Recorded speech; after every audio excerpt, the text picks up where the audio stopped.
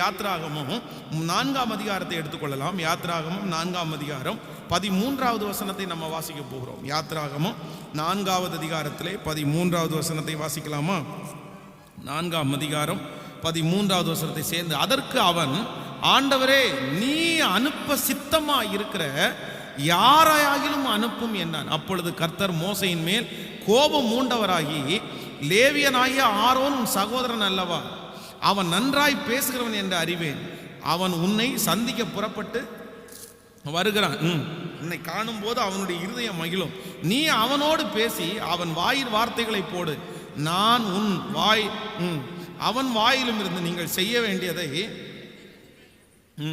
நீங்கள் அதுக்கு 11வது வசனத்தை வாசிக்கலாம். அப்பொழுது கர்த்தர் அவனை நோக்கி, நீங்க 10வது வசனம், அப்பொழுது மோசே கர்த்தரை நோக்கி, ஆண்டவரே, இதற்கு முன்பாவது தேவரீர் உமது அடியானோடு பேசினதுக்கு பின்பாதாவது நான் வாக்கு வந்தவன் அல்ல, நான் திக்குவாயும் மந்தனாவும் உள்ளவன் என்றான். அப்பொழுது கர்த்தர் அவனை நோக்கி, மனுஷனுக்கு வாயை உண்டாக்கினவர் யார்? ஊமையினையும் செவிடனையும் பார்வை யார்? கர்த்தராகிய நான் அல்லவோ? கவனிங்க, இந்த சம்பவம் உங்களுக்கு தெரியும். இந்த மோசே ஆண்டவர் மோசையை கூப்பிடுறார். 40 வருஷம் அவனுடைய சோதனை காலம் முடிஞ்ச உடனே இஸ்ரவேல் ஜனங்களுடைய கூக்குரலை கேட்டு ஆண்டவர் போய் மோசையை சந்திச்சு, இந்த மாதிரி என் ஜனங்களுடைய கூக்குரல் நான் கேட்டேன், அவர்களை விடுதலை ஆக்கிறதுக்கு ஒரு தலைவன் எனக்கு வேணும், அதுக்கு ஒன்னதான் நான் நியமிச்சிருக்கிறேன், நீ அந்த ஜனங்களை நடத்திட்டு போனா ஆண்டவர் கூப்பிடுறாரு மோசையை. மோசை என்ன பண்றாரு அப்படின்னா, நான் என்ன பண்ண மாட்டேன், வரமாட்டேன். நீ ஏன் வரமாட்டேன்னு கேட்டா என்ன சொல்றான் அப்படின்னா, நான் திக்குவாயும் மந்தனாவும் உள்ளவன், எனக்கு பேச தெரியாது, எனக்கு திக்குவாய் அப்படின்றான். உடனே ஆண்டவர் என்ன சொல்றாரு அப்படின்னா, நீ திக்குவாய் மந்தனாவும் சொல்ற இல்ல, மனுஷனுக்கு நாவை உண்டாக்கினவர் யார்? கர்த்தராகிய நான் அல்லவோ?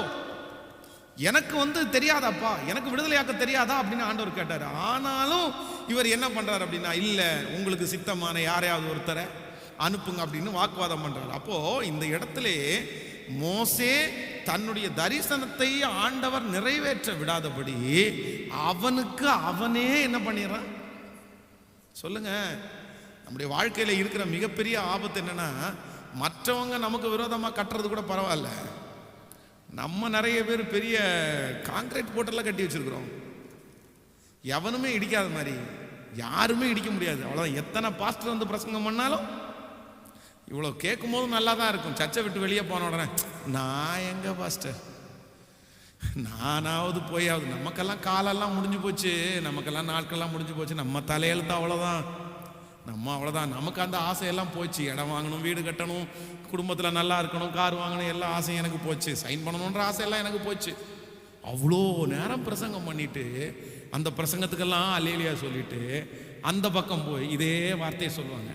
இதுக்கு என்ன அர்த்தம் அப்படின்னா, நமக்கு, நான் சொல்கிறேன், மற்றவங்களுக்கு இடிக்கிறதெல்லாம் இருக்கட்டும், மற்றவங்க சொந்தக்காரங்க கட்டினது இடிக்கிறது இருக்கட்டும், உங்களை சுற்றி இருக்கிறவங்க கட்டினது இடிக்கிறது இருக்கும், முதல்ல எதை இடிங்க? உங்களுக்கு நீங்கள் கட்டின மதில் சுவரை முதல்ல இடிச்சிருங்க. உங்களை குறித்து நீங்கள் என்ன எழுதி வச்சிருக்கிறீங்க, என்ன கட்டி வச்சிருக்கிறீங்க, என்ன நினைச்சு வச்சிருக்கிறீங்க? இல்லை, உங்களை தான் நான் அடிக்கடி சொல்றேன், உங்களை குறித்து மற்றவர்கள் நினைக்கிறதை விட நம்மை குறித்து நாம் தான் என்ன பண்ணணும்னா, ஏன் அப்படின்னா, நம்மை குறித்து நம்ம நினைக்கிறது இல்லை, ஆண்டவர் நம்மை தெரிந்து கொண்டதுனாலே, என் கூட இருக்கிற கர்த்தர், என் கூட இருக்கிறவர் பெரியவர், அவரால் எதை வேண்டும் என்றாலும் என்ன பண்ண முடியும்னா மாற்றமே முடியும். மிகப்பெரிய ஆபத்து என்ன அப்படின்னா, உங்களுக்கு நீங்களே உண்டு பண்ணுகிறது தான் மிகப்பெரிய ஆபத்து. எதையுமே நான் இப்படி இருக்கிறேன், எனக்கு இப்படிதான் ஆகும் அப்படின்ற ஒரு நினைப்பு ஆண்டவருடைய பிள்ளைகளே இல்லவே இல்லை. கர்த்தர் எப்போ வேண்டும் என்றாலும், ஒரு மனிதனை எப்படி வேண்டும் என்றாலும் என்ன பண்ணுவார்? சத்தமா சொல்லுங்க, மாற்றுவாரா, மாற்ற மாட்டாரா? திடீர்னு பார்த்தா சின்ன வயசுல பார்த்தீங்க அப்படின்னா அந்த அந்த மனிதரை இல்லை அந்த நபரை பார்த்தா, நான் எல்லாம் பார்த்தீங்க அப்படின்னா என்னையே சொல்கிறேனே, நான் எல்லாம் ஒரு 9th 10th படிக்கும்போது பார்த்தீங்க அப்படின்னா ரொம்ப ஒல்லியா ஓனா மாதிரி, அப்படியே லீனா கருப்பா, பல்லெல்லாம் வெளியே வந்துட்டு பார்க்கறதுக்கு ரொம்ப அகோரமாக, பார்க்குறவங்கெல்லாம் இருட்டில் பார்த்தா பயப்படுற மாதிரி அப்படி ஒரு தோற்றம். அப்போ அந்த காலத்தில் நம்ம நினைப்போம், ஐயோ நம்ம எல்லாம் இனி எப்படி, நம்மளெல்லாம் மற்றவங்க பார்க்குற அளவு கூட நம்ம இல்லையே அப்படின்னலாம் யோசிப்போம். ஆனால் நாட்கள் தாண்ட தாண்ட ஒரு வயது வரும்போது நம்முடைய சரீரத்தில் அந்த வறுமையெல்லாம் மாறி நல்ல சாப்பாடெல்லாம் சாப்பிட்டு அப்படியே புஷ்டியாக நம்ம இருக்கிறோம் பாருங்க. நம்ம கூட நிறைய பிள்ளைங்களை சின்ன வயதில் பார்த்தீங்கன்னா ஓனாங்குஞ்சு மாதிரி இருக்குது, இது அப்படின்னா சொன்னாங்கப்பா ஓனாங்குஞ்சு மாதிரி இருக்குது அப்படின்னு சொன்னேன். 5-6 வருஷம், ஒரு 10 வருஷத்துக்குள்ள பார்த்தீங்க அப்படின்னா இன்னும் ஐயோ அன்னைக்கு பார்த்தா இப்படி இருந்துச்சு இந்த பிள்ளை, இன்னைக்கு பார்த்தா எப்படி எவ்வளோ அழகாயிடுச்சு அப்படின்னு நம்ம ஆச்சரியப்படுறோம்ல.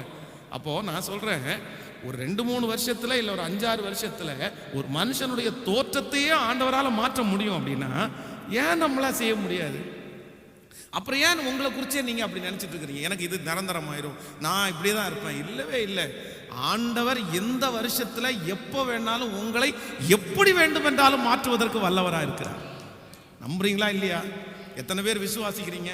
ஆண்டவருக்கு அது ஒரு பெரிய பொருட்டே அல்ல. நீங்கள் உங்களை குறித்து தாழ்வாய் நினைக்க வேண்டிய அவசியமே இல்லை. உங்களை குறித்து நான் சொல்லுகிறேன், இந்த உலகத்தில் பிறந்த எவரும், ஆண்டவரை ஏற்றுக்கொண்ட எவரும் தாழ்வாய் நினைக்க வேண்டிய அவசியமே இல்லை.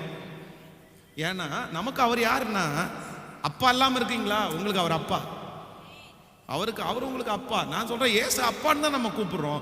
அப்ப ஏன் நம்ம அப்பா இல்லைன்னு நம்ம போய் அவங்க நம்ம வந்து நின்றுட்டு இருக்கணும்? நமக்கு எது இல்லையோ அந்த இடத்துல கர்த்தர் இருக்கிறார்.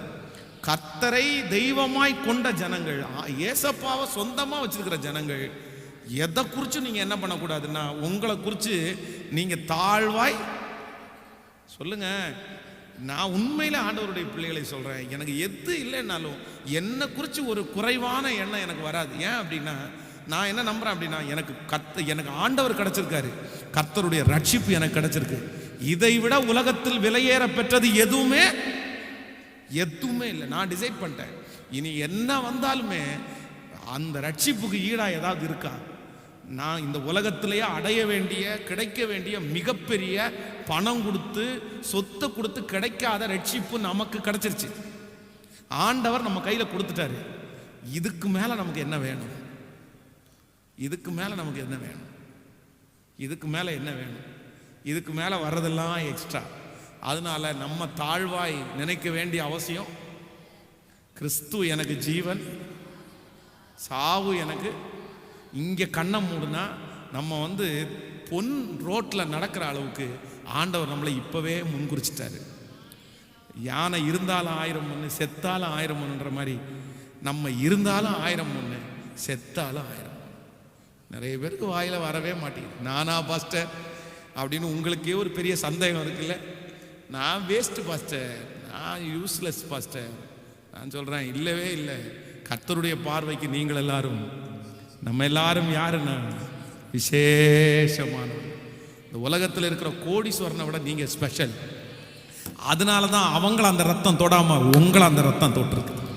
கர்த்தருடைய விலையேற பெற்ற அந்த ரத்தம் நம்மளை தொட்டிருக்குமே, ஆனால் நம்ம ஸ்பெஷலாக இருந்ததுனால மட்டும்தான் அந்த பிளட்டு நம்மளை தொட்டிருக்குது. ஹல்லேலூயா. அதனால இப்போ ஒன்றை நீங்கள் இடிக்கணும். என்ன இடிக்கணும் அப்படின்னா, எவரையும் மேன்மைப்படுத்தவும் பலப்படுத்தவும் கர்த்தருடைய கரத்தினாலே ஆகும். சொல்லுங்கள், எல்லாரும் சொல்லுங்கள், எவரையும் மேன்மைப்படுத்தவும் பலப்படுத்தவும் கர்த்தருடைய, திரும்ப திரும்ப சொல்லுங்க, எவரையும் மேன்மைப்படுத்தவும் பலப்படுத்தவும் கர்த்தருடைய கரத்தினாலே ஆகும்.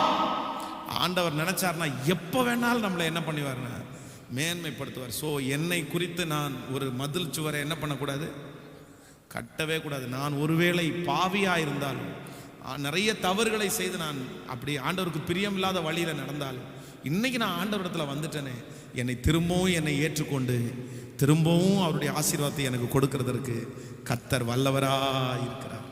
ஆமோதிக்கிறீங்களா? சொல்லுங்க, ஐ ஆம் ஸ்பெஷல். சொல்லுங்க, நான் விசேஷமானவர். எல்லாரும் சொல்லுங்க, நான் விசேஷமானவர், நான் விசேஷமானவர். ஹல்லேலூயா.